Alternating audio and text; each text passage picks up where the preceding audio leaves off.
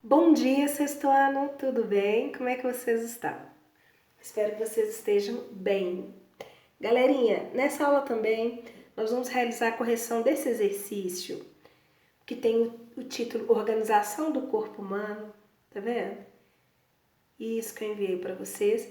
E ele vai falar aqui, ó, sobre tecidos, tá bom? Que também pode ser encontrado no capítulo 7, né? Que não deu tempo da gente iniciar. Quem não conseguiu pegar esse exercício, gente, ele tá disponível lá, tá bom? Vamos lá então? Como é formada a célula ovo? Uma célula ovo, né, também é chamado de zigoto, ela é formada pela união de uma célula de espermatozoide com uma célula de óvulo. Essa letra B aqui, ó, podemos considerar. Vocês me desculpem aqui. Número 2. Como se dá o crescimento humano, do ser humano? Turminha, o crescimento do ser humano, ele se dá pela multiplicação das células, que depois nós vamos estudar melhor esse processo, ele é chamado de mitose, tá? Ou seja, multiplicação das células. O ser humano, inicialmente, ele é uma célula, resultado da fusão ou da união do espermatozoide com o óvulo, e depois essas células viram 2, 4, 8, 16, até formarem milhões de células. 3. Depois de adultos, as células humanas ainda se multiplicam? Com qual objetivo? Com qual objetivo? Sim, depois de adulto, as células humanas ainda se multiplicam, porque a multiplicação das células, ela pode acontecer com o objetivo do crescimento, do desenvolvimento, mas também da reposição de células perdidas, né? Número 4. Qual a organização hierárquica básica do ser humano? Então, do menor para o maior. Átomos que se juntam e formam as moléculas, que se unem e formam as células. Lembra que nós estudamos as células e as organelas? Que formam os tecidos, que formam os órgãos, que formam o sistema e o conjunto de sistemas forma o corpo todo, ou também chamado de organismo. 5. Pense, o que poderia acontecer ao corpo se a membrana celular não funcionar perfeitamente ou corretamente? Para responder essa pergunta, galerinha, nós temos que nos recordar qual a função da membrana celular, né? Também pode ser chamada de membrana plasmática ou plasmolema. Vamos lembrar? A membrana celular, ela controla tudo que entra e tudo que sai da célula. Então, uma falha nesse sistema poderia permitir a entrada de substâncias indesejáveis e também permitir a saída de substâncias importantes, tá bom? Só para vocês terem uma noção como é importante esse processo, os vírus, né, que hoje a gente está passando por essa pandemia, mas os vírus, eles conseguem se fixar na membrana celular, driblar esse sistema, né, entrar na célula. Lembrando que os vírus não têm células, eles são seres acelulares. Só uma curiosidade aqui, tá, galerinha? E esses vírus são capazes de fazer com que as próprias células humanas, né, ou célula vegetal, porque eles também podem parasitar a célula vegetal, podem parasitar outros animais e até bactérias. Eles fazem com que essa célula produza novos vírus e libere no ambiente ou no próprio corpo. Tá certo? Por isso que ainda não existe uma medicação efetiva contra que mate o vírus, porque ele nem é considerado ser vivo, né? Para ser considerado ser vivo, o indivíduo tem que ter uma célula. O que a medicação faz é dificultar a replicação ou interromper a replicação viral.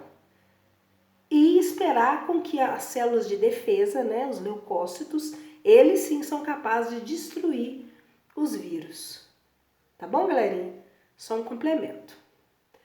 Número 6, qual a função do tecido epitelial? O tecido epitelial, ele é formado por células unidas, também chamada de células justapostas, e ele tem uma função básica de revestimento, tá? Eles vão revestir a pele, eles vão revestir os órgãos, ou seja, eles vão revestir todo o corpo. Quais são os tipos de tecido conjuntivo e as suas funções? O tecido conjuntivo, gente, ele é um tecido de preenchimento, de sustentação dos outros tecidos. E nós temos alguns tecidos conjuntivos que nós podemos destacar. Quais são eles? Tecido conjuntivo ósseo, que o próprio nome diz, né? Ele é encontrado nos ossos, rico em sais minerais, e dentro da sua membrana, no seu citoplasma, nós também temos uma estrutura que vai enrijecer essa célula, né? Então, o osso é uma estrutura viva, formada por células. Senão, ele não seria capaz de se regenerar. Tá bom? Nós temos também o tecido adiposo, que é o tecido de reserva de gordura, né? Que ele é fundamental também para o corpo, tá? Nós temos o tecido conjuntivo cartilaginoso, que ele é formado por cartilagem, né?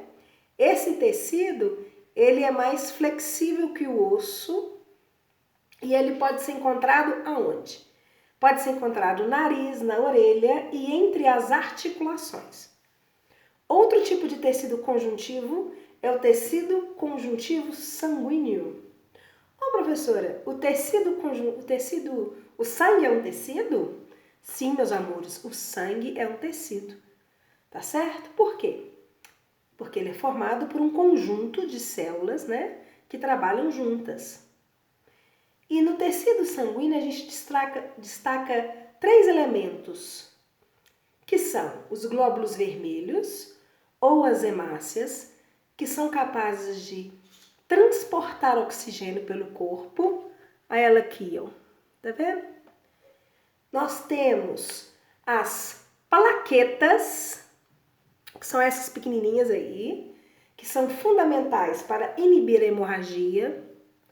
Vocês já ouviram falar da dengue hemorrágica? Ou seja, né, a pessoa perde plaqueta e pode ter hemorragias internas. E esse representado em azul são os leucócitos, também chamados de glóbulos brancos, que são fundamentais para quê, gente? Para a defesa do corpo. Né? Existem vários tipos de leucócitos, de glóbulos brancos, mas isso a gente vai ver posteriormente, tá bom? Vamos seguir? Estão entendendo? Ó, galerinha, deixa eu falar com vocês. É muito importante que vocês peguem o caderno, que acompanhem a correção, tá? Que corrijam os erros e se houver dúvida, vocês digitam aí que eu vou estar respondendo, tá bom? O que é necessário para a formação de qualquer tecido? Nós falamos, não falamos? Para a formação de qualquer tecido, eu tenho que ter o quê? Células. Número 9. Quais são os 3 tipos de tecidos musculares e as suas funções? Tecido muscular, eu tenho 3 tipos que nós vamos destacar. Tecido muscular esquelético. Quando você lembra do nome esquelético, ou seja, ele está preso ao esqueleto e auxilia na movimentação do corpo. Tecido muscular liso, que ele é encontrado onde? Nos órgãos, como bexiga, intestino, a parte interna da nossa boca, tá? E o tecido muscular cardíaco, que ele vai ser encontrado no coração. Bacana? 10. O que é o tecido nervoso e qual a sua função?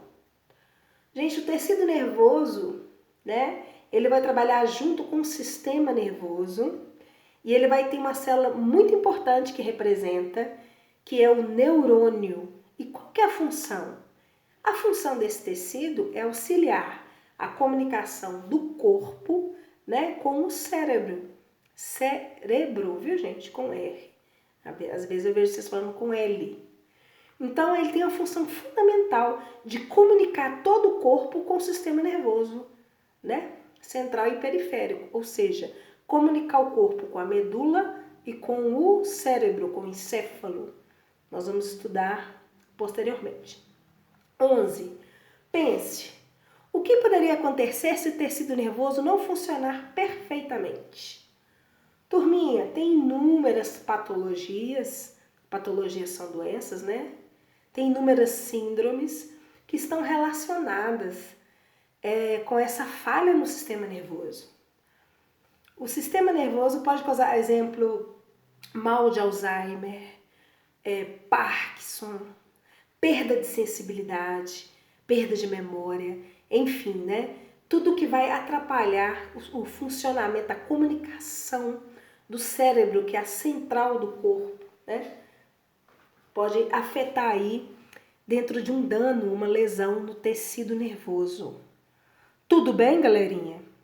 Sexto ano, um beijo, corrija, mantenha seu caderno completinho, tá bom, meus amores? Porque tudo que nós estamos fazendo agora é fundamental para a sua aprendizagem e também é avaliativo. Um beijo, até a volta, até a próxima aula.